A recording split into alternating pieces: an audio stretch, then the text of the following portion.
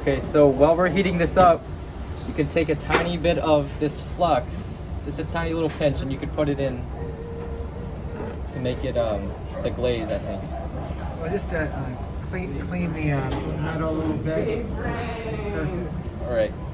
So we get this nice and hot. We can go ahead and go over to the funnel and heat this up till it gets about red. So that's where we're gonna pour it, and we don't want it to, you know, solidify right onto the funnel. That's good. Go back to the silver.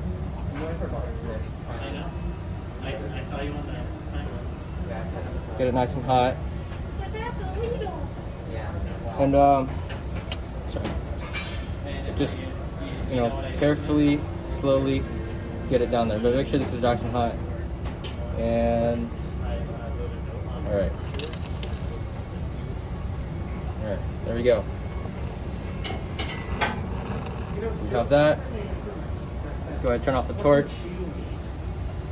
Then you could use this pliers to get the form off like that. It's gonna be hot.